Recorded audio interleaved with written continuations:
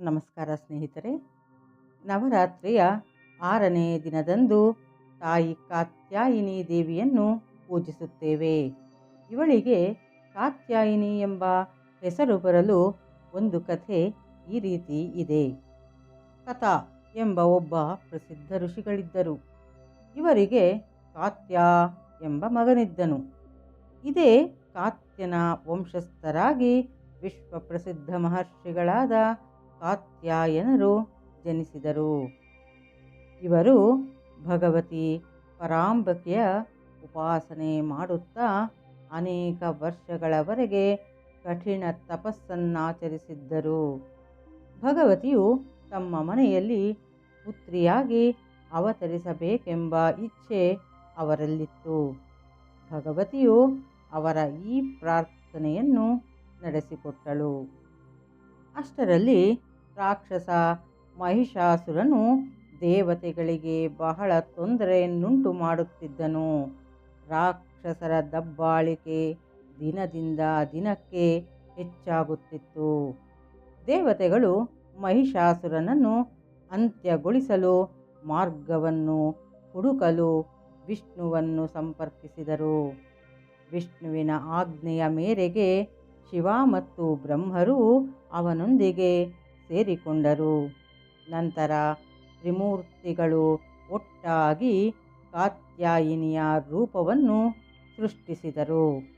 ತಾಯಿ ಭಗವತಿಯು ಕಾತ್ಯಾಯನ ಋಷಿಯ ಮಗಳಾಗಿ ಜನಿಸಿದಳು. ಇದರ ಕಾರಣದಿಂದ ಆಕೆಯನ್ನು ಕಾತ್ಯಾಯಿನಿ ಎಂದು ಕರೆಯಲಾಗುತ್ತದೆ. ಇವಳ ವಾಹನ ಸಿಂಹವಾಗಿದೆ. ಮಹಿಷಾಸುರನನ್ನು ಕೊಲ್ಲಲು ದೇವತೆಗಳು ಅವಳಿಗೆ ಅನೇಕ ಆಯುಧಗಳನ್ನು ಉಡುಗೊರೆಯಾಗಿ ನೀಡಿದರು. ಹೀಗೆ ಶಸ್ತ್ರಸಜ್ಜಿತಳಾದ ಕಾತ್ಯಾಯಿನಿ ದೇವಿಯು ಮಹಿಷಾಸುರನನ್ನು ಯುದ್ಧದಲ್ಲಿ ಸೋಲಿಸಿ ಅವನ ತಲೆಯನ್ನು ಕತ್ತಿಯಿಂದ ಕತ್ತರಿಸಿದಳು. ಭಾರತದ ಅನೇಕ ಭಾಗಗಳಲ್ಲಿ ಮಹಿಷಾಸುರನ ವಧೆಯನ್ನು ದುರ್ಗಾಪೂಜೆ ಎಂದು ಆಚರಿಸಲಾಗುತ್ತದೆ. ಈಕೆಯು ಮಹಿಷಾಸುರನನ್ನು ಕೊಂದಿದ್ದರಿಂದ ಇವಳಿಗೆ ಮಹಿಷಾಸುರ ಮರ್ದಿನಿ ಎಂಬ ಹೆಸರೂ ಇದೆ.